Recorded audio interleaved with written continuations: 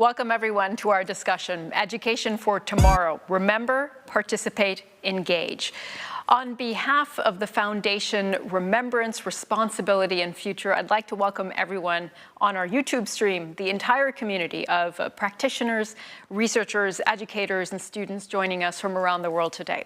A few housekeeping notes. If you are joining us on YouTube, you can find the links to translations that we're offering in German and in Russian, and you'll find those right in the YouTube chat itself. And we also really want that you take part directly. We are looking forward to interacting with you. So during our fireside chats, you can put questions that you might have for our experts right in the YouTube chat. We'll bring those questions into our discussions. Now, many of you will be familiar with the work of the Stiftung Erinnerung, Verantwortung und Zukunft, Foundation Remembrance, Responsibility and Future, supporting survivors of National Socialist persecution and their descendants, helping shape contemporary education for a critical examination of National Socialism and its aftermath, and enabling effective action by other organizations as a strategic partner and a promoter of civil society. Over the next hour, we will look at the many challenges facing education. Our title is Education for Tomorrow, but what can and how should education look in the future? What role does history and the past play in our present, in young people's lives, and in the education system? How can education for the future remind us of the past in a contemporary way?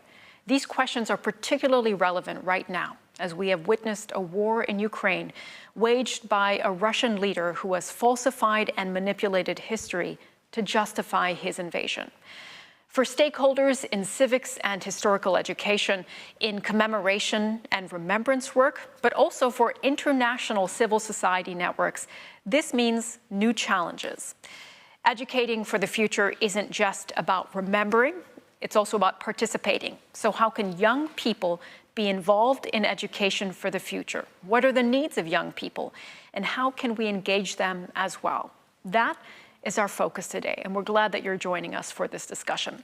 Now, we're going to start our conversation today on history, the past, and coming to terms with it. Remembrance plays a major role, not only within societies, but also in international relations. So we're going to discuss memory, memory politics, and the current context with two experts that I'd like to welcome and to have them join us in our studio now to discuss further. You can come on in. We have with us, who I'd like to introduce, just taking a seat on the couch here with me, are the two experts who are going to be discussing this topic, as I said, memory politics, remembrance. So on my direct right here is Dr. Jelena Jurenovic, a historian, postdoctoral researcher at the research platform Transformations in Eastern Europe at the University of Vienna. She focuses on contemporary history, memory studies, Yugoslavia, and the post-Yugoslav space. We also have Dr. Matthias Schwarz. He is a Slavist and historian. He is head of the program area World Literature at the Leibniz Center for Literary and Cultural Research. He focuses on Eastern European literatures, cultures of memory, youth cultures, and popular science. So welcome to you both. Great to have you in on this conversation. And I want to start with a question to both of you, and I'll start with you, Jelena. How does remembrance work in the context of a war? Because we're witnessing this current war in Ukraine that is obviously ongoing. So how does remembrance even work in that context? Hi. Well, if we look at the current context of the war in Ukraine, that's a good example of how history and memory can be mobilized in the war context, both to justify war, invasion of another country, such as Ukraine, and also to mobilize wider population to support the war. And in the case of Ukraine, of course, the Second World War plays a major role, memory of it, and the attack on Ukraine has been framed as almost like anti-fascist struggle, as denazification of Ukraine, using these tropes from the Second World War that are very familiar to the broader population of both Russia and Ukraine, which is how they managed to mobilize people to support the war, and also how political elites and leaders can bring this war closer to people and to their understanding and manipulate them in a way. Yeah, those narratives have really been central to this conflict. Matthias, how do you see this, how remembrance has played a role? I totally agree with it. That's the danger. One could say, on the one hand, memory work and memory politics is more necessary than ever during war times, because memory work is all the time about interrupting the daily life in the present, making people to stop, to think about the past, to think about the horrors of the past, the cruelties, and maybe also to rethink in doing memory work what they're doing in the present. So that would be the positive task. But in reality, during war times, and it was so in history, and it is obviously now also during this war of Russia against Ukraine, it is all the time in danger to be appropriated and instrumentalized by governments, by the state, and that is actually now happening. So even good memory work by civil society was what was extremely necessary and also helpful for civil society, is now completely forced, one could say, into the war narrative and legitimizing, or not in legitimizing it, but it is tried by the state, especially from the Russian side, permanently to get use out of it, to put forward their own narrative problematic. So that's, yeah, the tension. Maybe I can ask both of you, and following up on that with you, Matthias, how does that happen so quickly? That memory that has been really laid down for years and worked on can so easily and quickly be manipulated? I wouldn't say it could happen so quickly, but what we have to say in Eastern Europe in general, that after the breakdown of the socialist system, all of the newly founded state, and even in a way Russia was a newly founded state, tried to consolidate their own national narrative. And this national narrative was a legitimizing of their own inner daily politics, and in war times it's also legitimizing the war. And memory work was all the time in the tension. Very often civil societies, if you take Russia, the memory of the Gulag, were for sure against the state narrative. The state wanted to hold it out, wanted to regulate it. But nevertheless, it could use all the time. And if you take, for instance, the Holodomor narrative, it's the big famine which happened in the Stalin period, end of the 1920s, 30s. And it was all the time in the tension also of legitimizing a national narrative against Russia. So it could be appropriated also for nationalist reasons, although it was extremely important to speak about it, to name it, to constitute a memory culture about it. So that's all the time this tension of political reality, politics, and the ways, the ideal way, what is memory politics or what is meant to be for, maybe. Yeah. Go ahead, Yelena. I would try to explain it in a different way. So if we talk about culture of remembrance or memory culture, this is some kind of broader social framework of memory that connects all the people who live in a given society. So, for example, in the case of former Soviet Union or the post-Yugoslav space, we have, of course, some important events in this collective memory or memory culture, and this is, for example, the Second World War is very important, and then experience of the state socialism as well. And this is something that is constant and stays there. And we can say that all people will have some kind of reference to the Second World War, but not the same knowledge about it, of course, and not the same interpretation. And then what happens with memory politics at the official level is that political leaders then take these events that are already there in collective memory and in the general culture of remembrance of the society and frame them to fit their interests or some kind of political purposes in the present. And this is what happens especially after major political changes, but also during the armed conflicts and wars, such as the current war in Ukraine. To pick up on that political narrative, we are witnessing a resurgence of nationalism and populism in many countries in Europe and also across the world. What impact does that have on remembrance work and memory culture? I think what has been going on in the last few years when it comes to memory is that when it comes to right-wing, far-right movements, populist groups, both from above and below, is that they have realized the importance and the power of memory, and in my opinion, they have been using it much more than before. Of course, if you look at the interwar period and fascism or National Socialism, they also base their politics on some kind of narratives of the glorious past and so on. But at the moment we have really something new where the far right also engages in memory activism that has always been before more connected to some kind of more liberal anti-nationalist forces. But now we have really far right-wing populists using the past and understanding the power it has, the power of memory and history. What impact has that had on the regions that you study, Matthias? In general, one would must say that the Eastern European societies or societies I know, for sure, they are not so stabilized as in Western societies, and to say there's a far right and then there's a big center and there maybe is some left, we can't say it about Eastern Europe because the left is completely marginalized, and that was a big shock in Poland, how easy it was for this right-wing government to take over the state institutions, although until then Poland was perceived as one of the most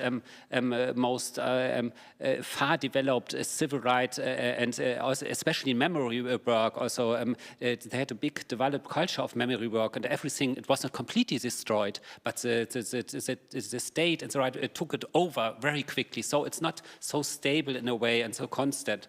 And Russia is a completely different state. Their civil society was all the time in opposition to the state. That is general post-socialist narratives that the civil engagement is very often against the state because they're skeptic against the state. So there's a bigger tension. So I would say the political circumstances are quite partly very different, and therefore it's also about dangerous too easily to take the patterns or the descriptions which fit for the West in a way to take it over for Eastern Europe. That's really interesting. I'm just at this point going to remind anyone who's watching that you can put your questions directly in the chat. We have an opportunity to bring them right to Matthias and Jelena, who are top experts in this field. So whatever questions you have, do put them in the chat. And I have a handy tablet here and can take a look at your questions and put them to Matthias and Jelena. What tools, Matthias, can be used to effectively counter these types of narratives that we're discussing? That's a hard question. What we could do is, as far as it is possible, to support civil initiatives to continue with the dialogue with the persons at place or also in immigration, to open some spaces and to discuss it openly without giving our experience as a norm to be appropriated for the Eastern states. Just to get in dialogue, to keep the channels open. That's the most important way, I would say, and to keep in dialogue with the people on place, in the museums, at social non-government initiatives or organizations as far as I thought. Is that your sense as well, Jelena? Of course, but also, and we've seen it with Black Lives Matter, how things can change and how memory activism can suddenly appear and spread globally. And this is where I would also underline the agency of youth and the importance of also of education and informal education, and also education based on some examples, emancipatory examples from history, rather than typical examples that are used in nation building and so on, that can inspire really young people. And really, Black Lives Matter, I think, is a great example for that, that can some resistance to some kind of old narratives of empire and so on can spread globally, and people can be toppling memorials, and young people can and are interested, of course, in this. So I would just add really the youth, and because they are the most important actors of memory activism, in addition to civil society and other various educational institutions. Black Lives Matter is a very interesting parallel that you make there of how existing memory narratives can be challenged. I'll follow up on your question or your answer there, Jelena, and ask you, for both of you in the regions that you study, how do different generations carry forward memory in different ways? That's a tricky question, and I will try to be short and brief here. think, unfortunately, when it comes to younger generations in the post-Yugoslav space, we have seen a really big shift towards the far right. And we see how populist narratives that come from above, and now I'm talking about Serbia and Croatia, for example, and the dominant narratives about the 90s wars, for example, and the Second World War, about heroes and victims of the nation and so on, they really do work, unfortunately. And we have young people wearing T-shirts, celebrating the Yugoslav army in the 90s in Kosovo, for example, or painting murals and doing everything opposite of what I previously mentioned about emancipatory moments of history and their power to transform society. And we have in the post-Yugoslav space, we have nationally fragmented memory cultures because of the breakup of Yugoslavia, but also politically, and because there are multiple interpretations of just the events of the 20th century, and they are often politically charged, but also, of course, family memory is very diverse. And to just come up with an example, if we talk about the 90s wars in Bosnia, in Croatia, in Kosovo, and so on, many families have very different, diverse experiences of the wars that can be in very, very different relations to the dominant narratives, to the narratives that we learn in school, and so on. So I think the key here, to connect it to the previous question of transformation of memory culture, is when we work in civil society also to try to integrate these diverse experiences rather than re-educating people from above, telling them how they should deal with the past and confront the past. Would that be effective, Matthias, also in Eastern Europe, looking at how younger generations participate in and move forward or carry forward memory culture? For sure. We have this situation, the old collective memory or socialist memory culture broke down to completely.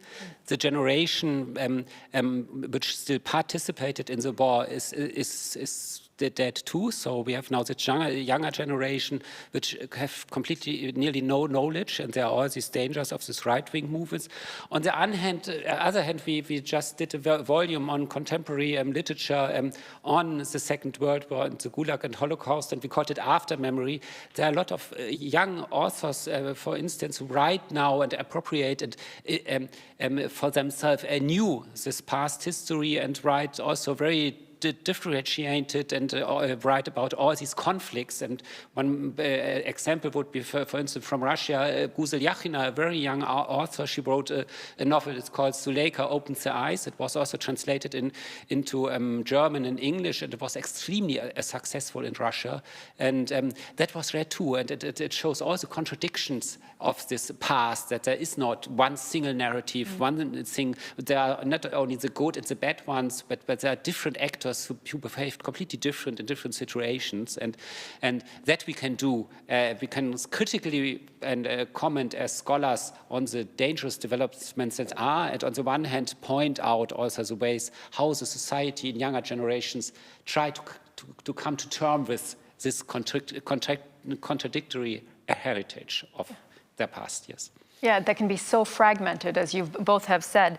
Jelena, because you have also done a lot of work with World War II remembrance culture, we're seeing the first-hand witnesses slowly disappearing. How does that impact and change, would you say, memory culture? I'm going to have to be very cynical now, because I think when many more witnesses were still alive than today, there was still a very serious problem of radical revision of the Second World War history everywhere. And I think the post-Yugoslav and the post-Soviet spaces are a good example for this, how the memory of the Second World War can be both radically transformed into completely new narratives where victors become the losers and losers become the heroes. But then, on the other hand, we also have example, and this is obviously the case in Serbia, in Belarus, or in Russia, where these positive outcomes of the Second World War, the resistance movements, the liberation struggle is appropriated by the governments and nationalized and depoliticized and created into a new national myth. And this is also what is, of course, used today in the context of the war in Ukraine. What's your thought on this, Matthias, on first-hand witnesses of this memory culture that have upheld it for so long are disappearing? How does that change it, particularly in Eastern Europe? For sure, yeah. Just ask you to bring your microphone. I totally agree. It makes it much more easily for the governments to appropriate these narratives and trying to stream it into one single narrative on their own behalf, and eliminating the contradictory things from this dominant narrative. So for sure, that makes this much more easier, I would say. Easier to manipulate, for sure. Yes, yeah. I will probably ask you both one or two more questions, but I want to remind everyone again, I'm seeing some questions coming into our chat. Please continue to send those in so we can bring them in just a few minutes. When I've wrapped up my questions, I'm happy to put yours to Jelena and Matthias. A question I wanted to ask both of you, starting with you, Matthias. Do you think it is possible to create some sort of transnational European memory culture? If so, how, and if not, why? It was tried, I would say, the last 20 and 30 years. In the beginning, everyone was very euphoric, but it turned out to be much more complicated, as some protagonists, especially from the West, hoped so. And for sure, it also changed within the Eastern European countries. So I'm also a little bit hesitating to speak about all of them, because for sure there are huge differences too, how the national society has developed in the last time. But for sure, it should be the aim, because that's the only possibility that we talk with each other. And there were also in memory studies different tries and developments to create such approaches, such narratives. There's one scholar, Michael Rothberg, he created the term multi-directional memory, where he tried to take the different national points and different local experiences of the people and say, okay, they have completely different experiences, but on another level, they are quite similar. They can talk about each other, and they have to get to know the different narratives from the other side, and then they can keep in dialogue. And I suppose that's the most important thing, that we not so easily project our normative understandings, what is good and what is bad, but first look at the complicated, contradictory history of the past, and then we can start discussion also and develop some memory cultures. Because for sure, memory politics, especially in the museums, in schools, that's the only tool we have actually to put forward some sort of enlightenment and dialogue between the different people. What's your view on this, Jelena, on the possibility of a transnational or pan-European even memory culture?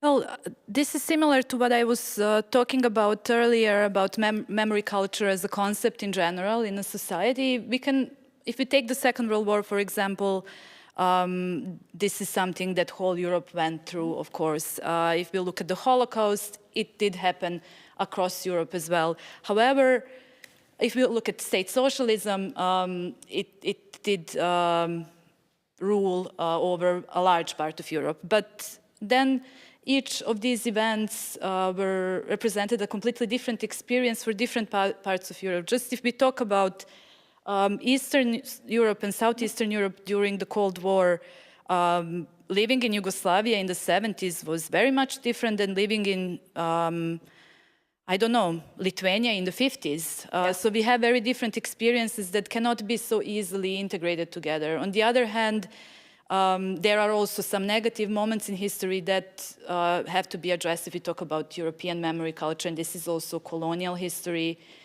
And this is very hard to reconcile. So when the Second World War and the Holocaust represented kind of the founding events of the European Union and European integration, but then as East European countries started joining, they wanted to, instead of the Holocaust memory, wanted to bring the memory of communism and their own suffering to the forefront.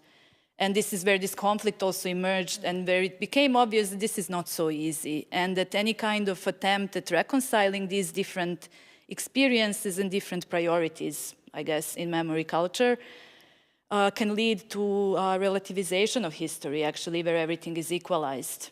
That's very interesting. So we've heard there are different speeds, different narratives, different experiences. So perhaps multi-directional, as you said, Matthias referred to, is something that could at some point lead to some sort of transnational memory. I do at this point want to bring in some questions that we have gotten on our chat. Happy to interact with you. And there's a question that's come in from our audience that's on our YouTube stream today that I'd like to put to you, which is namely, what do you think of the question of Black Lives Matter as related to Jewish people's ownership of their narrative? Is that a question you can field? I think this is, again, where multidirectional memory as the concept comes up, because what Michael Rothberg, and I really do recommend this book to anyone interested in memory politics, what he was trying to argue also that it is, he looked at the Holocaust memory and then decolonization, and how instead of competitive victimhood, we can have some kind of more solidarity in memory. One does not cancel the other, of course. Suffering of the Jewish people in the Holocaust is not denied by the Black Lives Matter movement, is not denied by any other movement for recognition of anyone's suffering, of course. And this is, I think, multidirectional memory is really about that. In practice, of course, this is not always the case, because there are always those forces and actors who do want to showcase their victimhood as being a bigger victimhood than someone else's. But when we talk about social movements, especially like Black Lives Matter, I think this is really, doesn't have to be in relation with one another in a negative way. Any thoughts you'd like to add on that, Matthias? Yeah, only confirming, especially this notion of Rothberg about the competitive victimhood, because this is one of the huge conflicts which takes place in all the countries and between the countries in Eastern Europe nowadays. These so-called memory boards, who's the bigger victim, the Poles, the Jewish people, the Ukrainians, and so, they are all on both sides perpetrators and victims, and all the conflicts are very often about this. And because the state is so active in using memory politics, it enforces these conflicts of competitive victimhoods, and that's all very. So therefore, Rothberg is also very helpful to get away from this competitive victimhood, which is a huge issue nowadays in Eastern Europe. Very well said. I think that was a great answer to that question. I'm going to ask the next one that we have from our audience, which is, what do you think of the fact that many of the initiatives against anti-Semitism and of memory regarding the Holocaust have Jewish people in the minority? Would like to field that question. These are tough questions from our audience. Tough, but well excellent done. questions. Yes, excellent questions indeed. I can just say shortly that very often we have also in the case of the 90s wars in Serbia, and civil society and memory activists who try to promote dealing with the past and confronting the responsibility of the own group and recognition of victims. Victims are also often involved, but very often as storytellers, as witnesses, rather than memory activists. And this is really often the case. I don't know, I do think that this is an issue, but then on the other hand, many memory initiatives come from the need of the society where perpetrators come from, to confront the crimes of their own nation, of their own state against people. And this is, of course, the basic motivation for this kind of memory activism, and the reason why you will have in Serbia, in some of the organizations I work with, such as the Humanitarian Law Center, where our goal is to confront the crimes and responsibility of the Serbian state and military structures in the 90s wars. And we see it as the citizens of Serbia who are perceived as Serbs, we see it as our responsibility really to do that. Sure, yeah. I would move right on to the next question and make sure we get in as many as possible. And I think this one, maybe Matthias, this one you could field.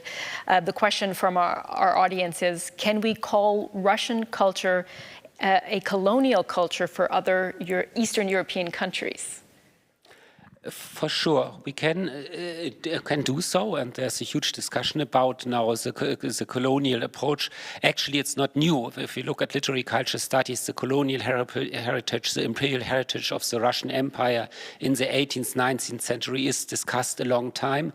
The huge question is nowadays, what do we mean nowadays if we speak about Russian culture? Is Russian culture per se, all of the writers, all the participants part automatically of a colonial structure? How influential was it for the work, and how we conceptualize culture in relation to the state, to the imperium, to the Soviet, and also to the Soviet Union, because there are so many elements within.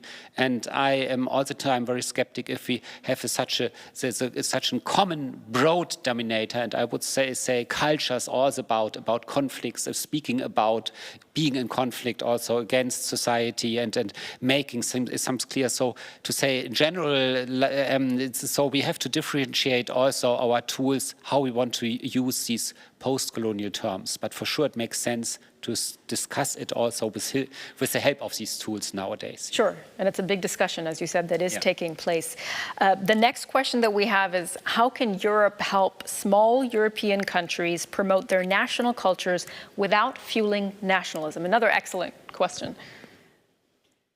I would just say shortly that I'm not sure if there was very often in the post-Yugoslav space expectation from the European Union to come and solve some issues, some conflicts in the sphere of memory. I think that's the society's own responsibility, and I don't think that it should be expected that Europe comes to solve that. To solve that sense of fostering a memory culture. Okay, what's your feeling on this, Matthias? Yeah, that's a problem which all the post-socialist societies have. On the one hand, they want to constitute a new national narrative, a national identity, but they are confronted with all the traps doing it, and this nationalism is for sure one part, and for sure we could claim and to support some transnational, internationalist, non-nationalist approach, but that's what culture about it is. Culture has to find a way, and they have to discuss it internally too, and in dialogue with each other. But that's the traps which are constantly there, and yeah. I would just add that also if we talk about this broader notion of Europe or the European Union, I mean, we also have nationalists in power, of course, all across Western Europe. So no country's immune to that, sure. And some of these also illiberal political actors do work together very nicely as well. Yeah, which is also a problem. I would ask one last brief question to you both, because we're unfortunately running out of time, and to look ahead to our next conversations. How do you think? What do you think is the best way to engage youth in supporting memory culture going forward? There's an example or a method that you think is particularly effective. I would just say shortly, digital memory activism, digital tools, trying to upgrade our usual methods of disseminating knowledge about history, and that means the digital shift. Yes. Yeah. That's effective. And Matthias? Yeah, I totally agree. The use is affirmative. It uses all these new social media, and that's a space where they live in, where they move in, where they talk about, and we should engage in this talk and then and take part in it. Excellent. Matthias, Jelena, really, really interesting discussion for me, and I'm sure, as you can tell by the questions as well, for everyone who's been watching on our stream. So thank you both so much for your time and for this look into remembrance and memory culture. It's been great. Thank you. Thank you. Thank you. And we're actually going to move right along. We're moving forward with our show. We've been talking about memory culture, how it is facing challenges from nationalism and populism, historical revisionism. And that's shown why education is a critical tool. So we started with the question, you might remember, how can education for the future remind us of the past in a contemporary way? And we're going to talk about that more with two practitioners who I'd like to invite in. We're going to move right on and have them take a seat next to me here on the couch.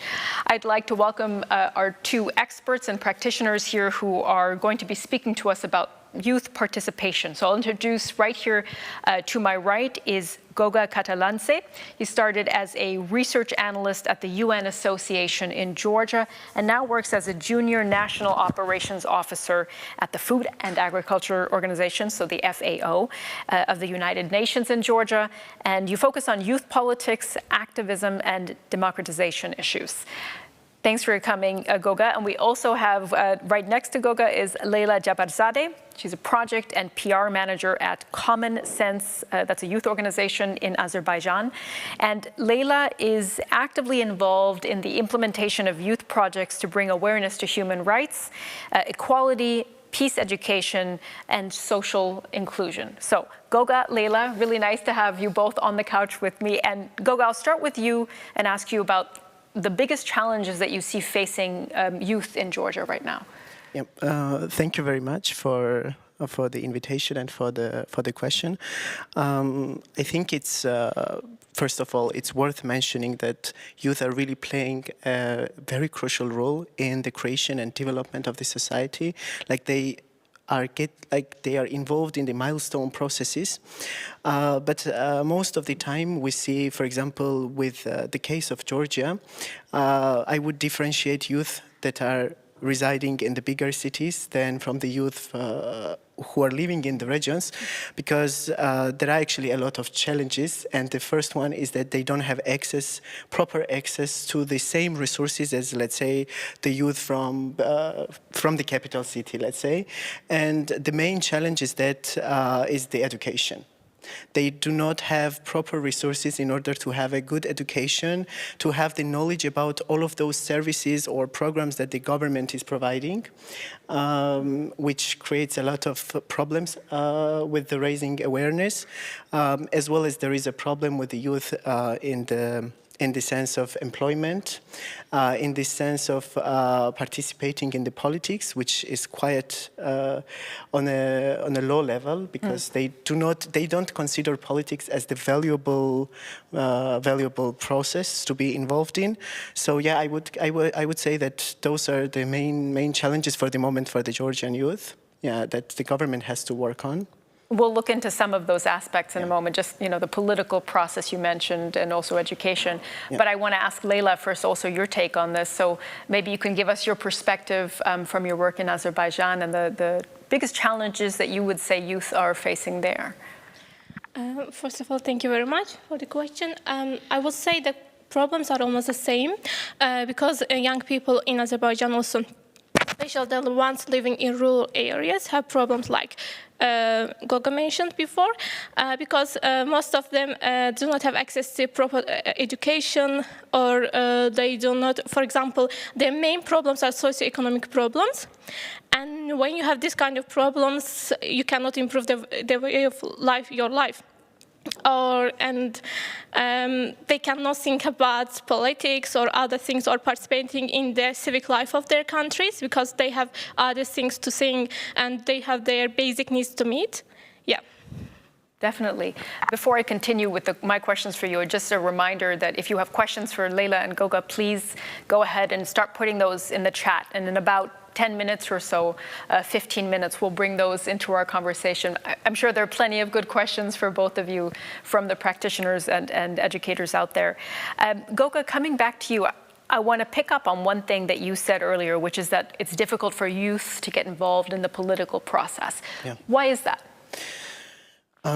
I guess this happens in Georgia because the way politics are implemented, because we are still having those traditional methods of creating the political parties itself.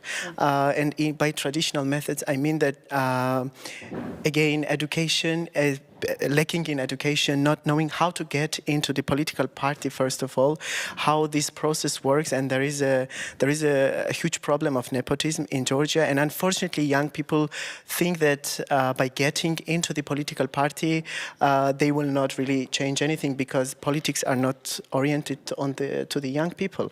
And we can say this by the programs that our government is implementing, because they are not oriented on young people, because they are not the ones taking part in the elections, because elder generation are more active in this sense. So that's why young people are not interested in being inside the politics, or they don't have proper resources. Political mechanisms do not exist. For example, if I want to make a political party, I don't know how this works. How should I approach, or how should I raise my voice, let's say? And at the end of the day, every young person will just think that they will not be able to make any change, so they give up, and this stays like this frozen. So I guess this is the main problem, that government is not really showing us interest into young people. Disillusionment, really, Yeah, exactly. among young people. Lila, in Azerbaijan, you also work a lot with social rights. So maybe first of all, tell us what are social rights? For those who are not aware, what are those? Well, social rights are human rights, actually. But, for example, access to social protection, access to health system, access to employment, education, access to having equal rights is also social rights. And when you think about human rights, you just think you have rights, but you don't basically know that if you don't have electricity, it's a violation of your right access to public services. If you don't have transport working in your city or settlement, it's also a violation of your social rights. It's also access to public services.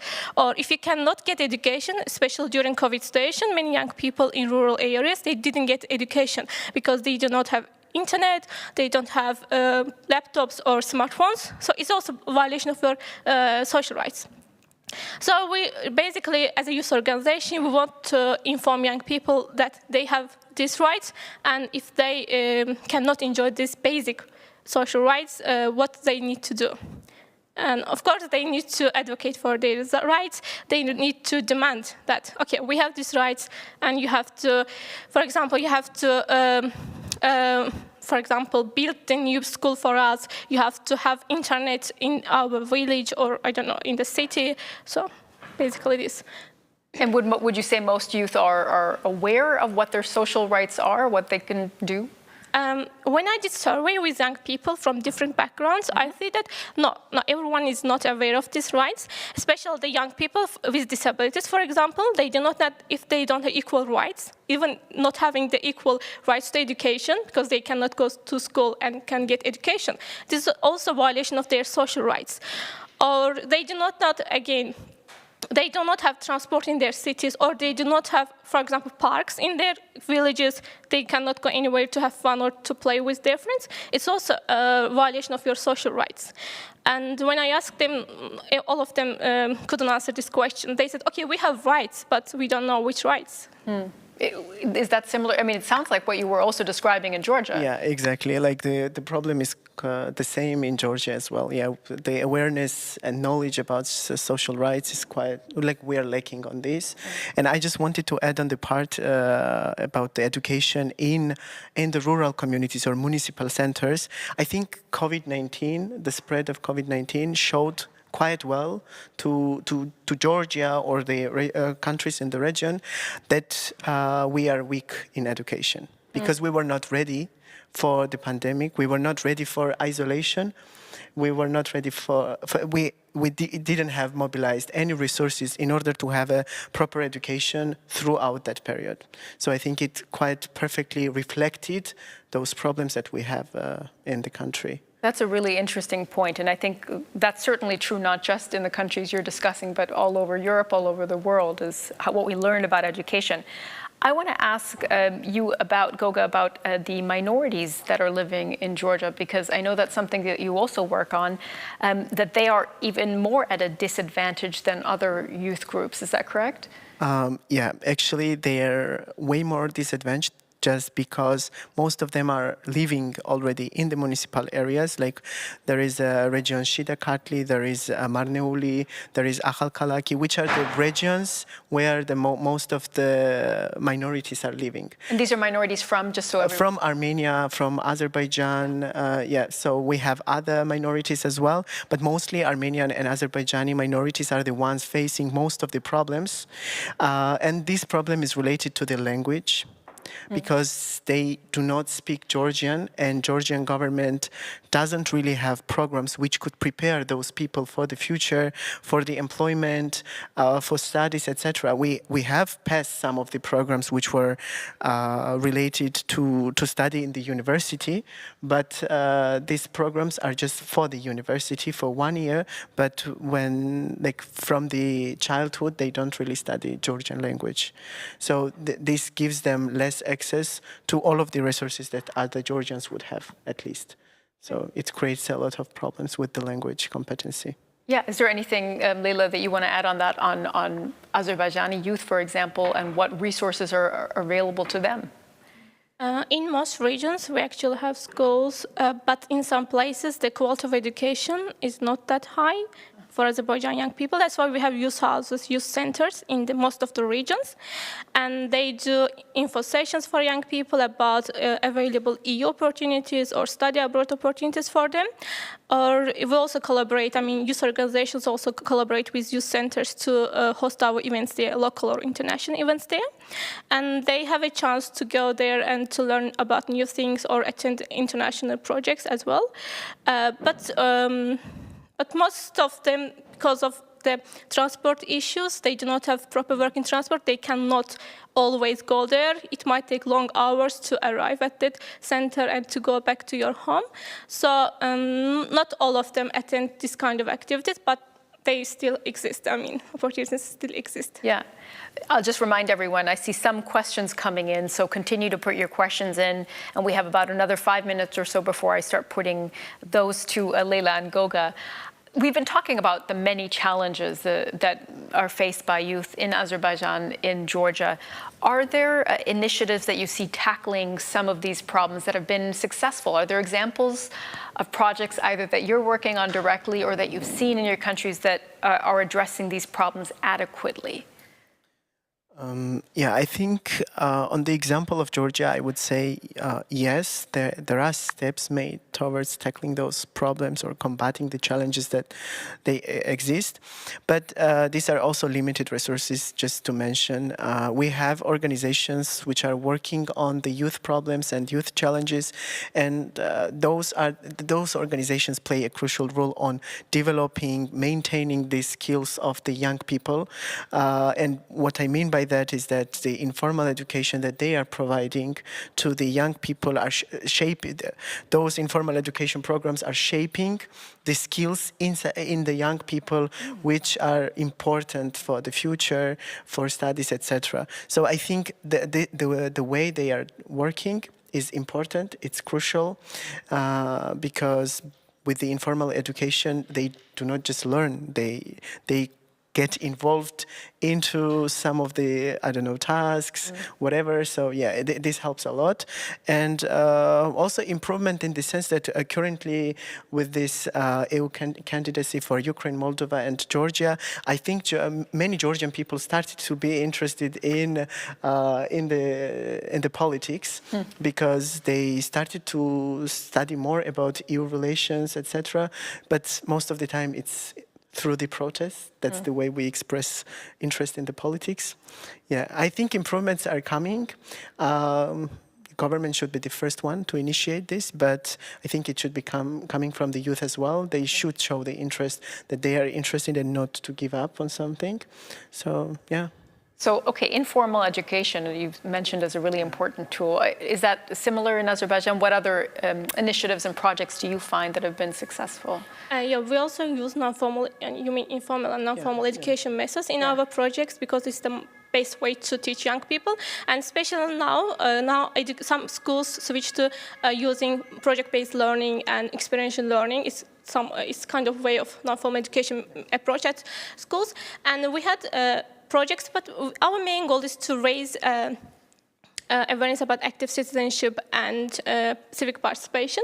But in order to do that, we want to equip young people with the enough skills. Critical thinking skills, or with the advocacy skills to grow them to as active citizens. And we have done a lot of projects on human rights, on migration, environment. All of these projects actually only aimed at raising active citizens, but teaching different skills, because we don't directly say we want to teach you as active citizen. We just indirectly work on around active citizens and civic participation topic. And most of them were very successful, and we have young people currently. We have actually volunteers abroad. They're really interested in working or studying abroad.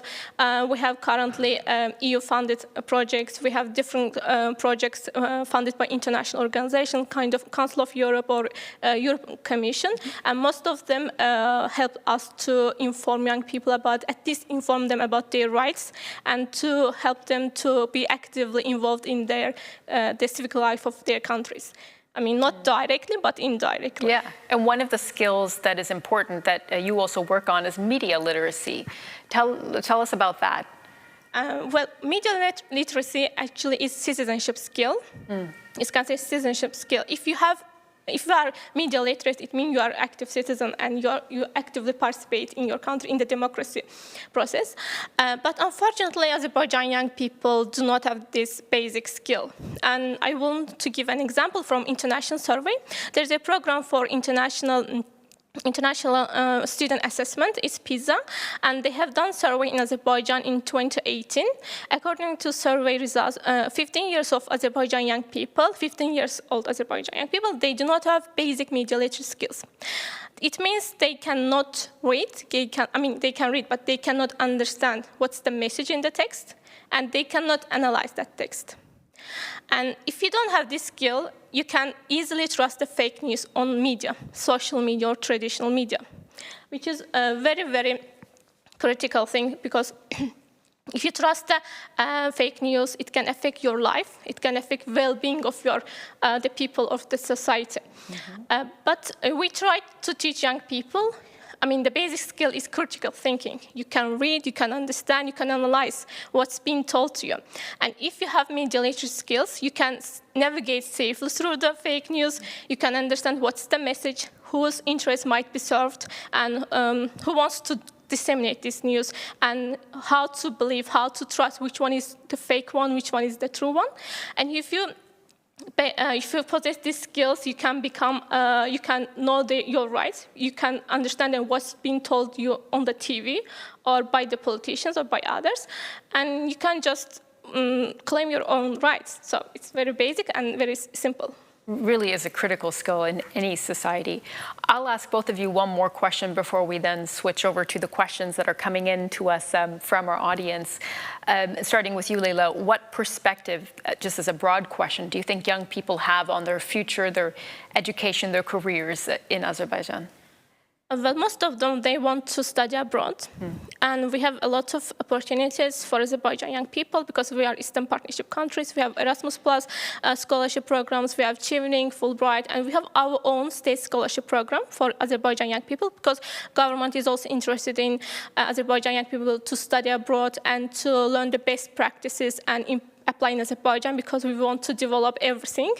And we have almost for all spheres. And young people can study at bachelor's degree, master's, or PhD degree. And most of them want to work abroad.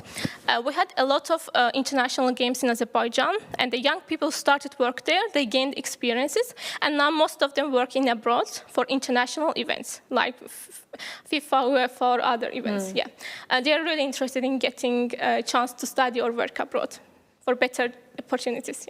And what about in Georgia? What are the perspectives? I guess the perspectives are similar to the Azerbaijan. Most of the young people, they actually want to go abroad to study.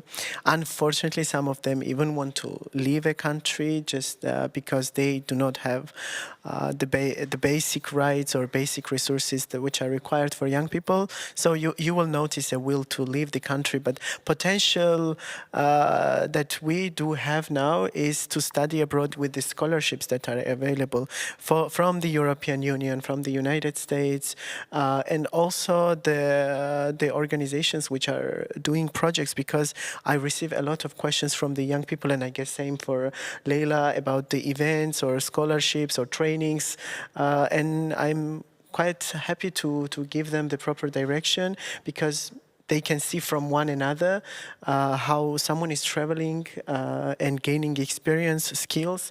And yeah, this really helps young people afterwards, just to gain the confidence and the necessary skills. And motivates them to participate, which is exactly the goal of what we're actually talking about, is how to get young people to participate. Our audience has been participating. Thank you for the questions. I'm just going to put the first question to both of you.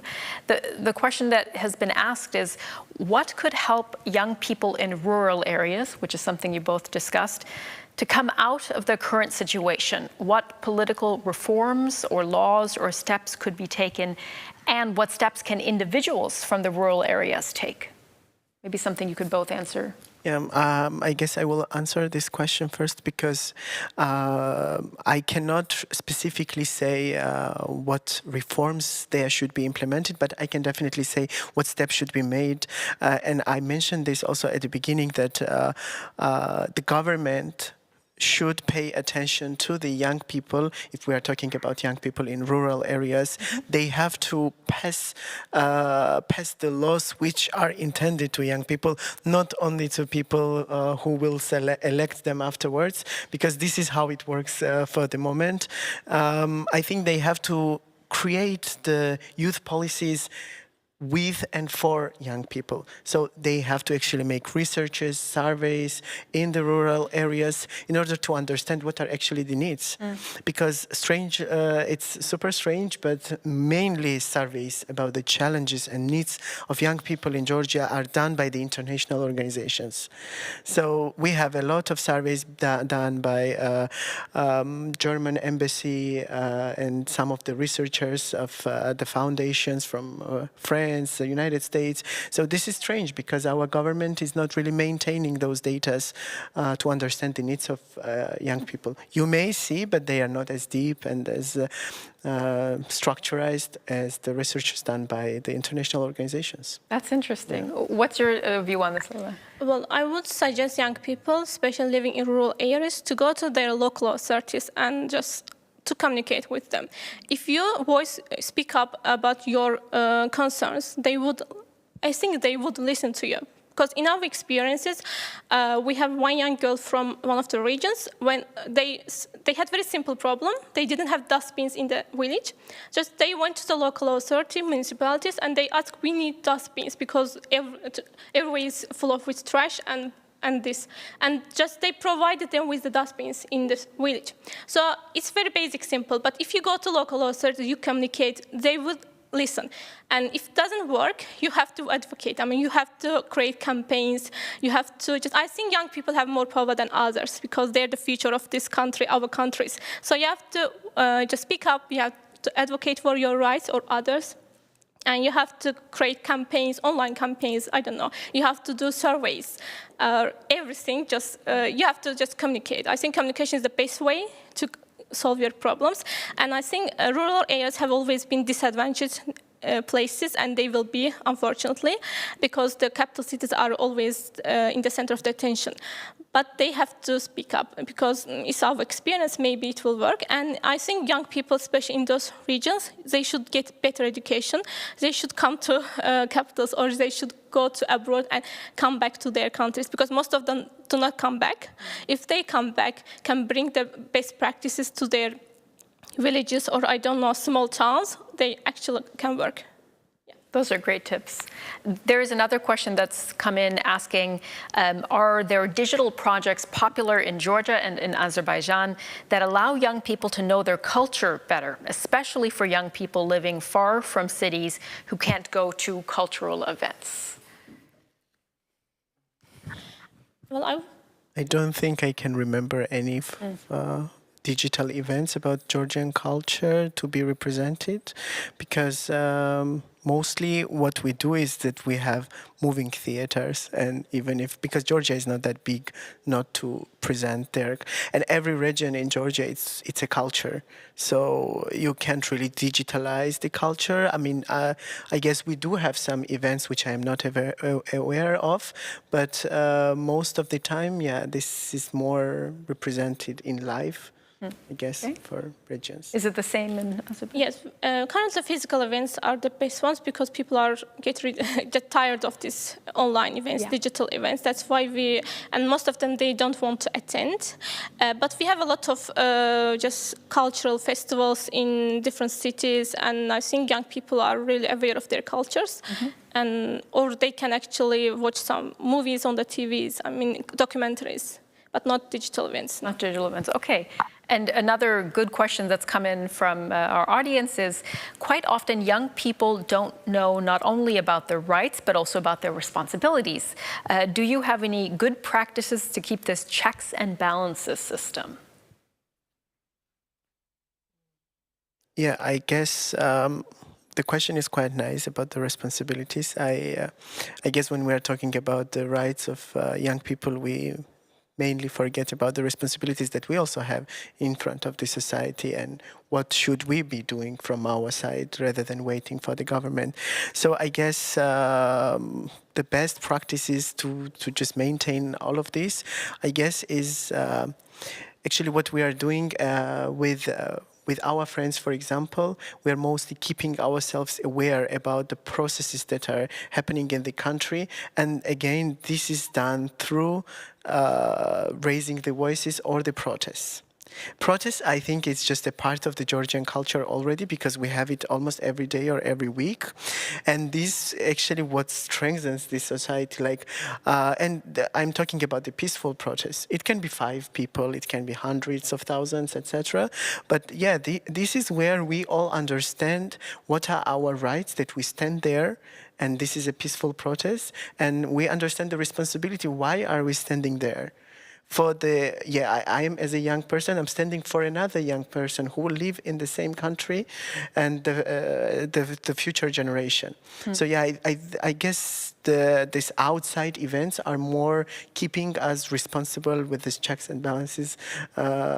So yeah, I guess that's how it works in Georgia for the moment. And that's a good example, because we have seen over the past few weeks in Georgia these yeah, we huge... had plenty of protests. And I don't think it's bad. I do consider protests a word is sometimes it's inclined a very negative context, but it's not negative, because you're actually trying to talk about something that worries you, and you are trying to attract other people who may be worried about the same challenge and problem. So. Yeah. And what's the view in Azerbaijan when you think of this checks and balances between responsibility? Well, I think when young people only get education from non-formal, only formal education system, they they're inside the hub. They do not know what's real, what's not real.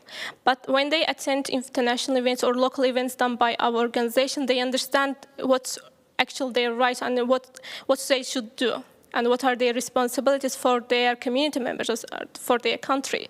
And I think that experiences actually tell them what should be done and how should be done, because in these events we teach them, we don't only teach, we also show them some practices from different countries about advocacy. For example, protest is kind of advocacy, is one type of advocacy, but there are plenty of types of advocacy that you can do, or you can just prevent someone's working if you don't want them to do, for example, accept the law on environment or something else. You can go to the parliament and you can just prevent their work with doing something else. This is also kind of one type of advocacy. But we want to teach them everything should be done by communication, not in the form of violence, because we want them to raise active but polite and how to say, not violent, and respecting all the rules and laws, but they also should know their responsibilities. So that's the interplay between responsibilities and rights. Just one quick wrap-up question to you both. I guess, what is your message to youth who are watching, students, of why it's important that they, despite some of the hurdles you mentioned, that they participate? Yeah, I guess my advice to youth would be that they should be actively trying to understand their rights. I think they should research. Leila mentioned this as well, that if the initiatives that do not come from their own side, it will not work out. So they should be the ones researching the opportunities. Yeah, it may be in the capital city, but we can move to the capital city. So I think researching our own opportunities, exploring ourselves also, and gaining the confidence, participating in many projects, I think this is what I would advise to young people, because I went through this. I am coming also from the rural area, not only rural, but it's quite isolated.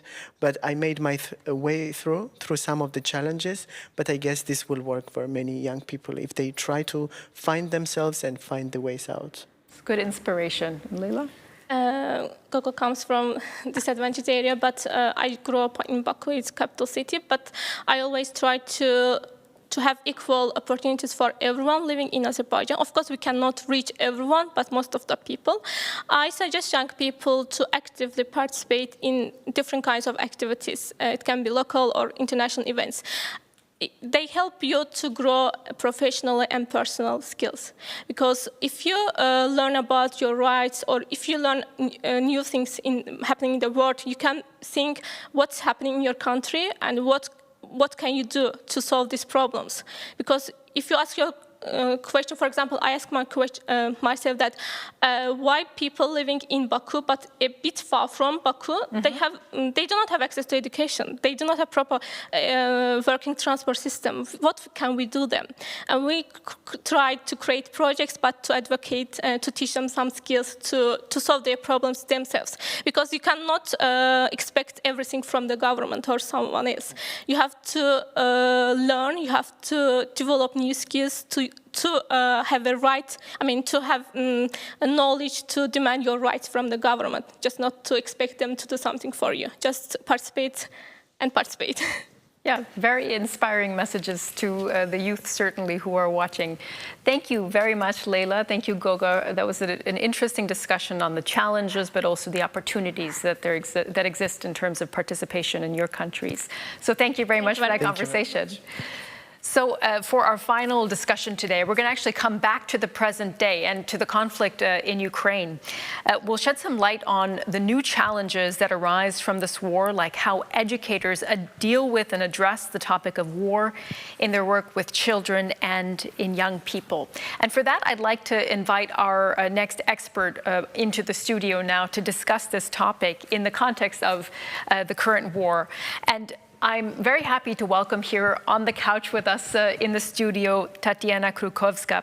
She is the head of the Ukrainian NGO Tolerance in You. She is the coordinator of the Likhtar project in the Bildungsstätte Bredbek. And she had to leave Ukraine because of the war. In Ukraine, she worked on the development of non-formal education, international youth exchanges, and also filmmaking. So, Tanya, great to have you here. I'd ask you, first of all, a bit about yourself, namely, how long have you been in Germany? Hello to everyone. Also, for those who are watching us online, thank you a lot for the invitation and for the introduction of me. I've been in Germany for the last 4 months. It's already have been 4 months. And I would like to start with one object that I brought with me today. So that's what I took when I was escaping from war 4 months ago. Usually people take it when they afraid how many food they would have, or maybe we will not. And I also didn't know that time, would I have enough food to cross the border, how many days I would spend on a border. So I took this, and since I crossed the border, I couldn't even touch it because it's become a symbol to me. And it's a symbol of being privileged to me. And I brought it today, and I wanted it to be here, and we could all maybe just observe it till our conversation, because I think it's very important for all of us to realize how much we all privileged to have a light, to have internet that you are watching now, this online event, to have a water here, because there's so many people who are suffering now because of the war and they don't have all these privileged things.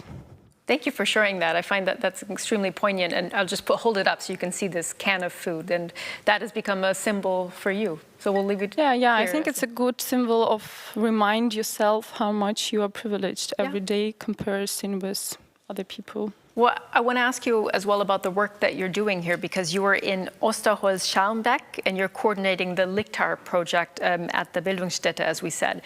Tell us about this project and what you're focusing on there. We are focusing on teachers, youth workers, educators who've been working with youth or children and who had to flee from the war in Ukraine to Germany, and we're trying to establish a network with them to give them tools to encourage them to continue their work and also to help them with methodology and how to speak with youth about this war, what actually we should change in our work or maybe not. So we think it's very important to start to support these people first so they are able to support youth after that. And we are doing it through culture and educational projects. One short example to understand what I'm talking about. So, for example, there is an event when youth workers, social workers, teachers from different countries in Europe, they came in one place, also from Ukraine, and they were just building the discussions about what tools we have for now and what tools we can use or we can't in a room with very diverse children or youth with very diverse experience and diverse level of trauma. That sounds like a really valuable project. What are the biggest challenges that you face in doing this work? I think it's not maybe challenges of our project, but also it's a lot of challenges these days in international educational sphere. And yeah, I can speak long about this. It's a very good question, thank you. But I will try to be short. And I think the most important for me is that. I noticed that we have a Polish-German youth exchange office. We also have colleagues who works who in a Czech-German office, Russian-German office, but we don't have Ukrainian-German exchange office. And it's been a challenging task for many years, and there's no political decision to do that. And I think it's very influenced the quality of personal connections we are establishing between people from different countries so they could learn from each other, because I think this is very important tool what we are doing. So I hope there will be very soon a political will to do that, and I think that could bring more opportunities for youth from Ukraine to meet others, people from other countries. Yeah, second, we should also, of course, realize that the war in Ukraine didn't start in February, it started in 2014. And the propaganda we have, it's very strong and very professional, Russia propaganda. And we are fighting with this many years, and I think we should not underestimate how powerful it is, and we should be ready that we have people in a room with different opinion, different background, and we should be aware about this. Also, the big challenge is that there's still war in Syria, and the war in Ukraine a bit closed this topic, but youth and children who are here in Germany and who may be also traumatized because they feel not on an equal level now with refugees from Ukraine, which is big challenge for us as a youth workers to realize how diverse our audience now. Yeah, I think it's also a lot of challenges in the values that we now discuss with youth, because they are also changing. We're reflecting a lot about, okay, what does peace mean? What does really value of human life that we all think it's a value, the most powerful value in Europe, okay, and now so many people dying. So it's a challenge to reflect about it, not to pretend there's no problems in this. To pick up on one of the points that you made, from your experience, what are the best ways to engage youth in Ukraine, but also from anywhere, when they do have such different experiences? What's your experience been? To engage youth, I think it doesn't matter, do we have a war or not, we still should concentrate and engage youth according to their interests.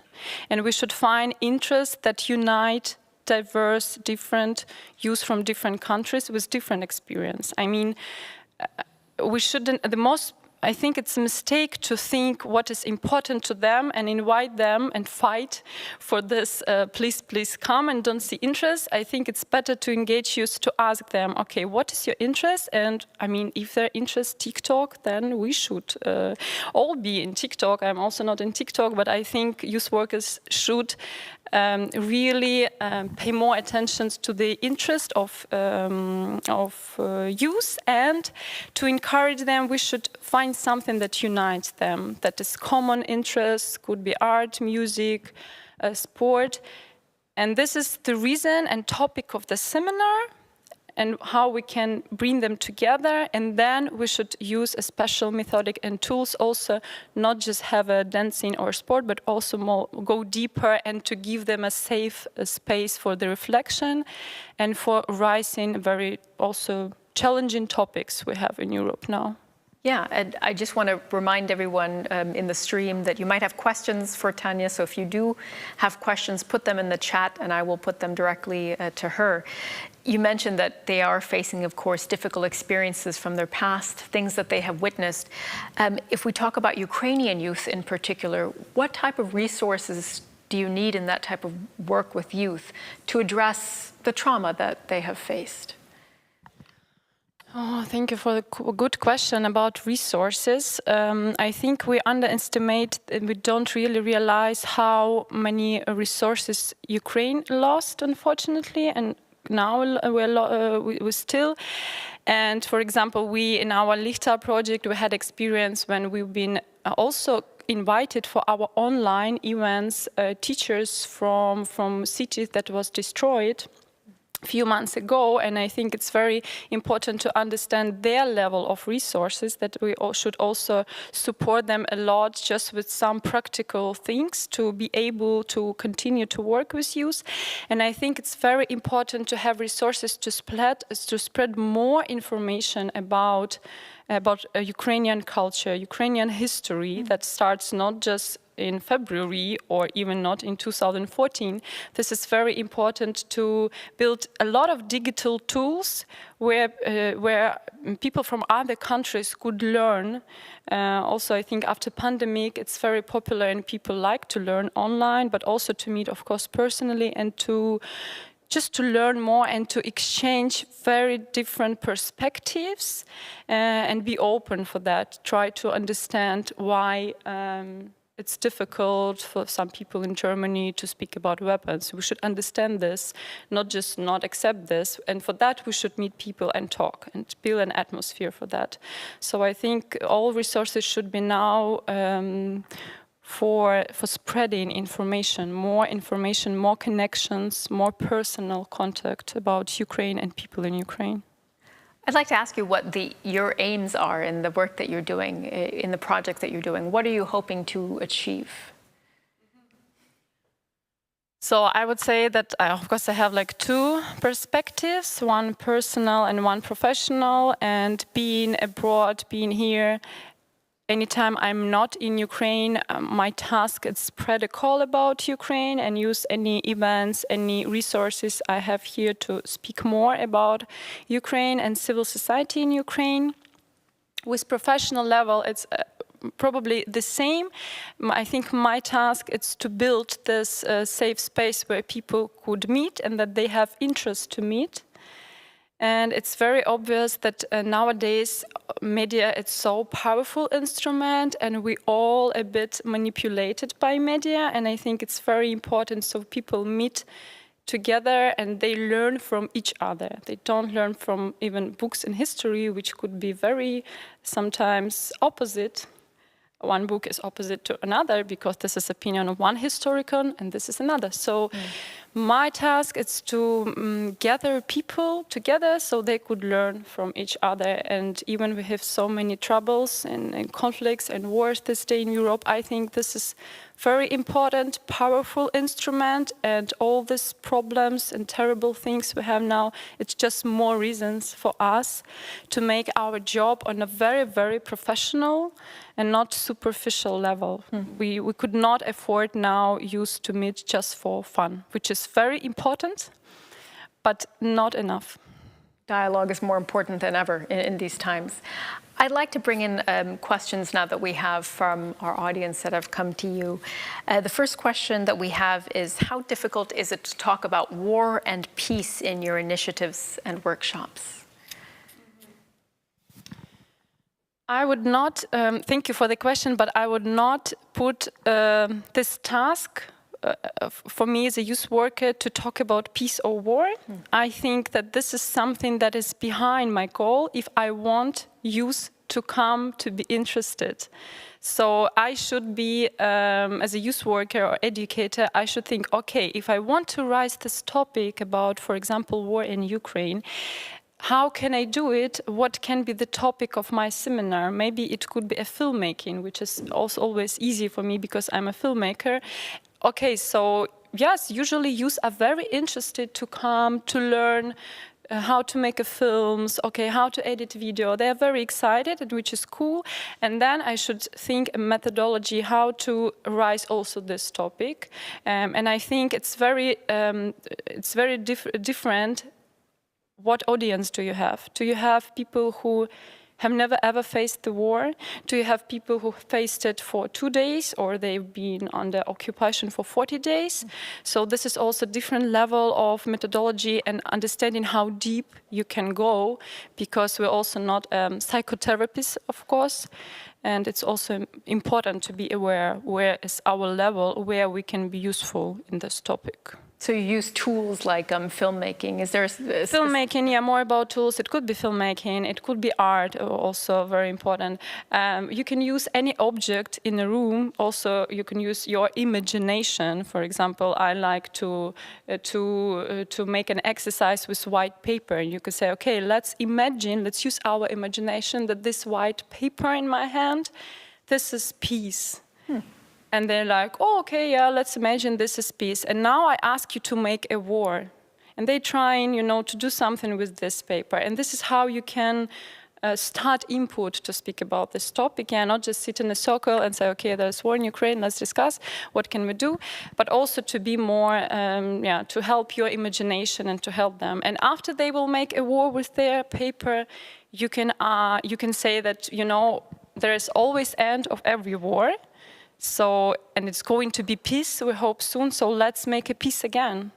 And they start to reflect with this one small object again and make a peace again. So there's a lot of tools, and I think it's very important for us to understand examples and to meet also and to exchange and to learn more these days to support this network of educators. That's a really interesting example too, just imagining the different ways that you transform this piece of paper from peace to war and then back to peace. It probably gives the participants a lot of time to think about, how do I approach this? I would say it gives a space for reflection, because of course then you could ask your reflection questions. How was it to you? And usually people say, oh my God, it was so easy to make a war. And it was so hard to make a peace again, and we need so many resources to make it in the future. Yeah, so there's different opinions, different reflections, and I think the more they're different, the better our job is. There's another question that's come in from our stream. You are currently working in Germany with German organizations in the field of youth work. What questions did you receive from German organizations regarding possible work with youth NGOs in Ukraine? What questions I received? Oh, I'm receiving many questions. First of all, what can we do? How can we help? How we can use our resources? And I already see that some educational centers, for example, they're trying to, let's say, to change their current year plan, to add this topic, to invite more youth from Ukraine. I also all the time telling that what can you do? You can spread a call. You can speak about this topic. If you met me on some event and you got some information, please take it from me and spread it. And I also all the time give a short advice to ask people that you have around, people from Ukraine, is it youth or children, what they want to do. And also be in a touch. It's very important to be in a touch because, I mean, in our online world after pandemic, it's very important to be in touch with those who work in Ukraine now. So I can provide you a contact. Please, please work online with these people. Ask them because they are there and I'm here. And this is also to perspectives to experience. Yes, and I think that what I also learned when people ask me here, they really want to help, but they sometimes afraid because they feel that it's very new to work with traumatized children, for example. And I also encourage them not to be afraid because sometimes I got feedback, oh, we thought that the participants that come, they will be aggressive. I said, why you thought they will be aggressive? Yeah, because there is a war. I said, yes, but still our fears, they bigger than reality sometimes. And of course, we're all lost and afraid, but still, I think we should not. We should still, you still should see confidence in our actions and what we're doing. This is very important. That should inspire people to reach out and work directly with these organizations. I want to ask you one last question about civil society before we wrap up our discussion. What message do you have on the role that civil society can and should play, not just in youth exchanges, but generally in maintaining a robust democracy and facilitating the kind of dialogue that you work on?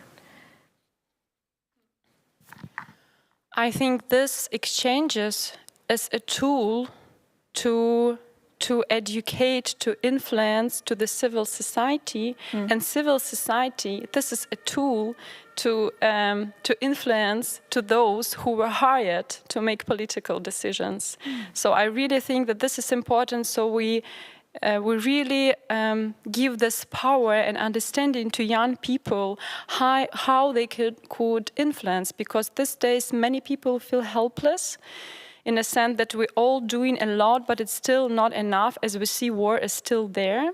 And I think this non-formal seminars, they could be an instrument where you can learn and you can practice, okay, how I can influence this, what exactly can I do, and how to make it in a very, let's say, not toxic way, yeah? It should be something that really you enjoy, people here, and there is a dialogue between, but not a conflict. But even if there is a conflict, I think we should not be afraid of this. This is also a point when we are learning a lot. I'm not advertising conflicts there, but still we should not be afraid of this, because this is also a very good message. So my message will be that we should really understand that we have a very, very strong power, and this power, it's education. And we should use this power to educate, to understand, to learn more from each other, to bring to the civil society. So then civil society will be more active, more bossy, let's say, with those who were hired. It's their job to work for civil society, let's say. And there is one more question that's come in on our stream from our audience that's watching. And the question is, how should organizations or people abroad work with young people when their cities are at the moment being bombed, when they are under fire? What's your response to that? Yeah, it's of course a difficult question to everyone. And what I noticed that we all very professional, and we know how to speak about the war after the war. We've been doing a lot, also Germany, we've been doing a lot in this sphere, but we kind of lost in the question how to speak about war and what to do during the war, and this is also a question. And my answer after this 4 months that we should concentrate on emotions, on feelings, on empathy, and don't afraid it. So if there is a meeting of youth where they have not created anything as a result of the project, let's say, and they were just talking and maybe someone was crying and other people from other countries supported, this is great. This is what we can do now. So, and these people who lost their houses, they would feel support, they will feel empathy, then will realize that not just they against all this, but many people around. And it will bring them maybe a little more, feeling of support. But we should also understand that these days we could not just do our work as we were doing before, like if we are doing a seminar, there should be some result, a theater play or a book. Yeah, maybe, but maybe not. Maybe these participants who just lost their homes, they just have no willingness to do this, no concentration, and everything they need is just to feel support, feel empathy, and hope, and for some hope for the future. And we should accept that this is what we can do during the war, and all other results, they are after the war, not now. That's a great note to close on.